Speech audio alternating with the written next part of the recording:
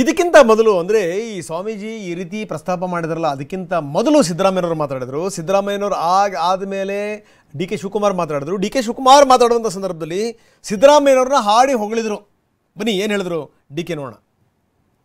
ಕೆಂಪೇಗೌಡರ ಜಯಂತಿ ಇವತ್ತು ಏನು ನಾವು ಆಚರಣೆ ಮಾಡ್ತಾ ಇದ್ದೇವೆ, ಬಹುಶಃ ಮುಂದಕ್ಕೆ ಇನ್ನ ಒಂದು ಹೊಸ ಆಯಾಮವನ್ನ ಸೃಷ್ಟಿ ಮಾಡಲಿಕ್ಕೆ ಯೋಜನೆಯನ್ನ ನಾವೆಲ್ಲ ತಯಾರು ಮಾಡ್ತಾ ಇದ್ದೇವೆ.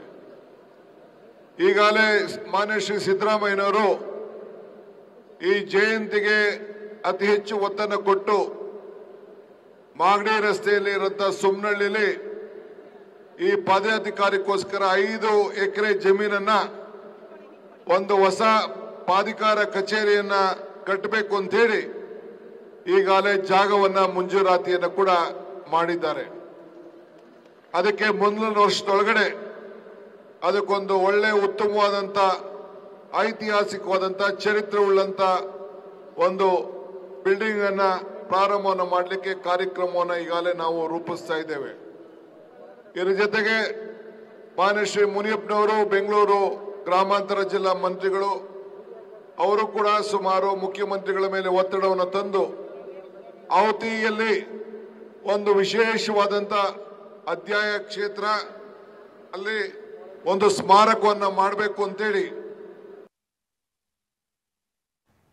ಇನ್ನು ಮತ್ತೆ ಕೆಂಪೇಗೌಡ ಜಯಂತಿಯ ವಿಚಾರಕ್ಕೆ ಸಂಬಂಧಪಟ್ಟಂಗೆ ಮಾತಾಡೋದಾದರೆ ಇದೇ ವೇದಿಕೆಯಲ್ಲಿ ಸಿದ್ದರಾಮಯ್ಯ ಮಾತಾಡಿದ್ದಾರೆ. ಕೆಂಪೇಗೌಡರು ನಾಡಿನ ದೊರೆಯಾಗಿ ಮಾದರಿ ಆಡಳಿತ ಮಾಡಿರುವಂತವರು.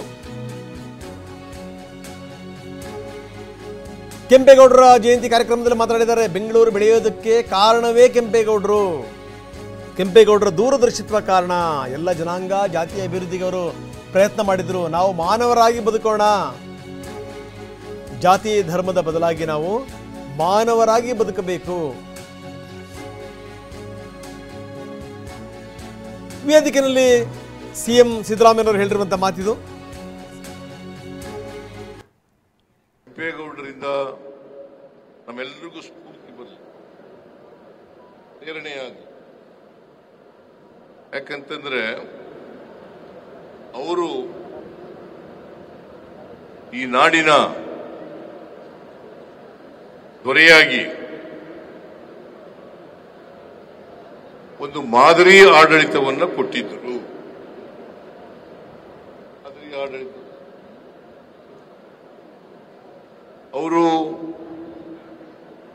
ಹುಟ್ಟಿನಿಂದ ರೈತ ಸಮುದಾಯದಲ್ಲಿ, ಒಕ್ಕಲಿಗ ಸಮುದಾಯದಲ್ಲಿ ಜನಿಸಿದ್ರು ಕೂಡ